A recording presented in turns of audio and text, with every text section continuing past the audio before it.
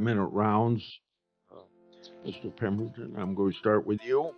Critics claim the Trump administration didn't need to mobilize the National Guard in D.C. because D.C.'s crime decreased by 35% in 2024. You suggest that statistic was falsely inflated. In the House Oversight Committee, D.C. Chairman Mendelson said that you're lying. Is the 35% statistic inflated? And what is your response to Chairman Mendelson? And then also connected with that, do you think this is a common problem with crime statistics? Yeah, thank you for that question, Chairman. What's interesting is when Chairman Mendelson referred to me as a liar in the congressional testimony, there was public information about one. The Internal Affairs Division at the Metropolitan Police Department had publicly announced that they were investigating command staff officials for manipulating. You won't believe the heated exchange that happened in this meeting. It started off calm, but quickly turned into a serious reality check. Let's break it down step by step. Crime data. The accusation was that they were going into police databases, changing felonies to misdemeanors to keep crime numbers down. Second of all, at that time, the House Oversight Committee had also announced that they had launched an investigation into the manipulation of crime data as well. And in their public notice of that, it stated that they had a whistleblower within the department that confirmed this pattern of practice. And thirdly, the Department of Justice, through the U.S. Attorney's Office in D.C., had also announced that they were investigating whether or not there were violations of the criminal code in manipulation of crime data. So to suggest that my allegations that crime data is manipulated was somehow a lie, I believe that's belied by the facts that were already in evidence. So fortunately, I think the irony is lost on Mr. Mendes. But your question is, do I believe that crime data was inflated? Yes, I think that the police department, through its initial reporting, our members report to us quite often, albeit anecdotal, but I will tell you that it's ubiquitous. When officers respond to the scene of a crime and they're investigating what they believe is a felony, that inevitably some management official will contact them either by arriving on the scene or by phone, to direct them or sometimes even order them to take a report for lesser offenses, typically misdemeanors, to keep those crime stats down.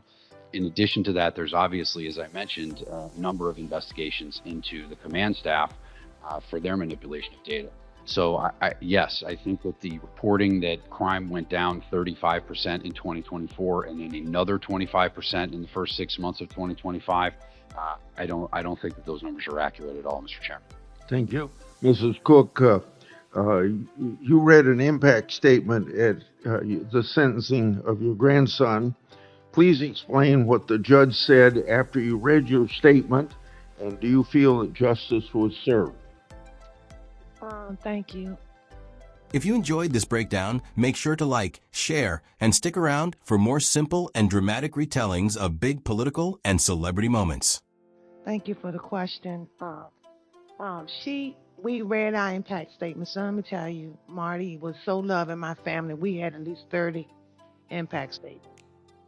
And after we read them, she said to us, "Thank you for your impact statement." She looks over at the, I say killer. She looks over at him and she says, "Is there anything you'd like to say?" His attorney stood up and said some things, but she says to him when she asks him, "Is there anything he likes?" "I know you had a stressful day. After listening to all of that, is there anything you'd like to say?" No, we did not receive justice. He was given consecutively or concurrently with the time that he was charged with guns and drugs. 10 years. Okay, so concurrently, so he had already did 4.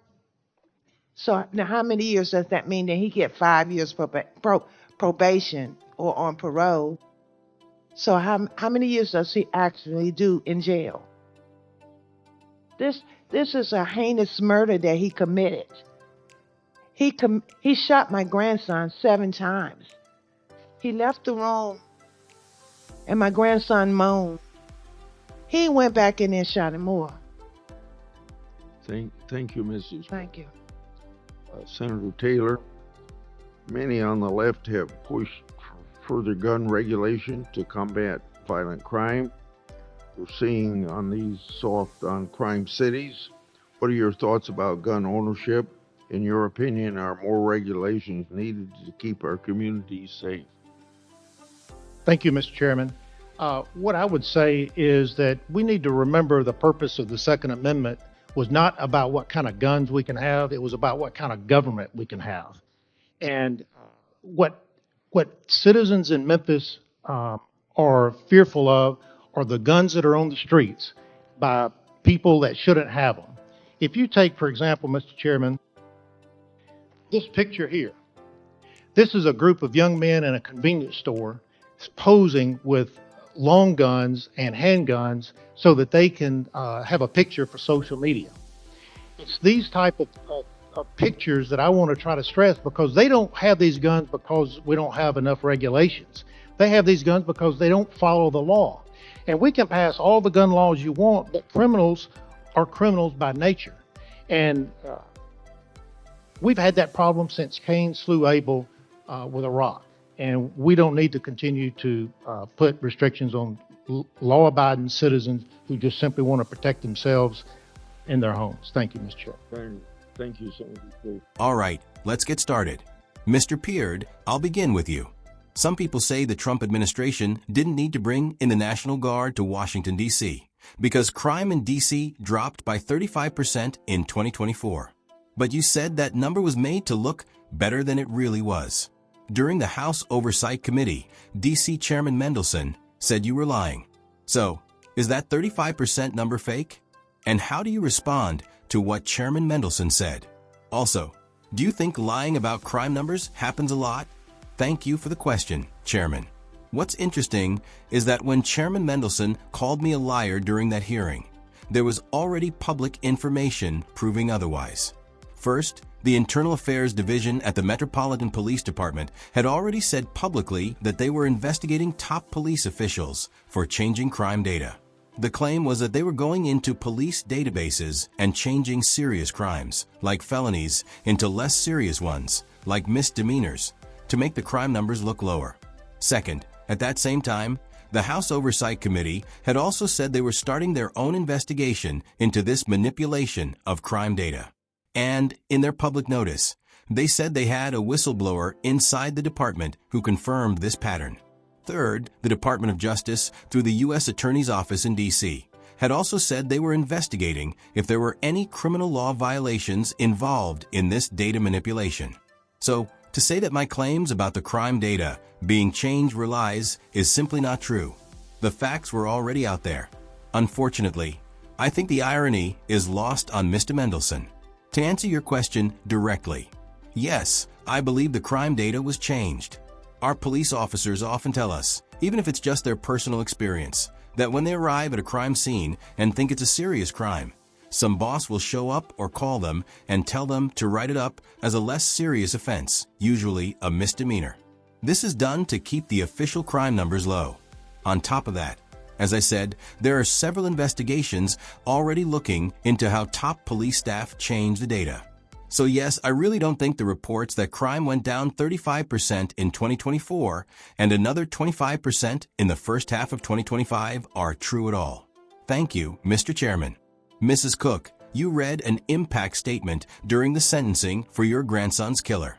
Can you tell us what the judge said after hearing your statement? And do you feel like justice was served? Thank you for the question. When we read our impact statements, and let me tell you, Marty was so loved by our family, we had at least 30 people give statements. After we read them, the judge thanked us for the statements.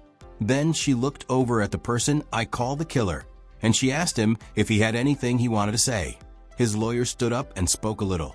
But when the judge asked him again if he wanted to say anything after hearing all our statements, she said, "I know this has been a stressful day after hearing everything. Do you have anything you want to say?" No, we did not get justice. He was sentenced at the same time for his gun and drug charges. He got 10 years total, served at the same time. He had already done 4 years. So now he will serve 5 more years on probation or parole. How many actual years will he spend in jail? This was a terrible, brutal murder. He shot my grandson 7 times. He even left the room, heard my grandson moaning. then went back in and shot him again. Thank you, Mrs. Cook. Senator Taylor, many people on the left are calling for more gun control laws to fight violent crime in cities that they say are too soft on criminals. What do you think about gun ownership? Do you believe more rules are needed to keep our communities safe? Thank you, Mr. Chairman. What I want to say is that the Second Amendment isn't really about what kind of guns we can have. It's about what kind of government we can have. In Memphis, what citizens are scared of are the guns in the hands of people who shouldn't have them. For example, Mr. Chairman, look at this picture. It shows a group of young men in a convenience store posing with long guns and handguns just to post on social media. I want to focus on these kinds of images because these people don't have these guns due to a lack of laws. They have them because they don't follow the law. We can pass as many gun laws as we want, but criminals are criminals. That's how it's always been, ever since Cain killed Abel with a rock. We don't need to keep putting more rules on law-abiding citizens who just want to protect themselves in their homes. Thank you, Mr. Chairman. Thank you, Senator Taylor.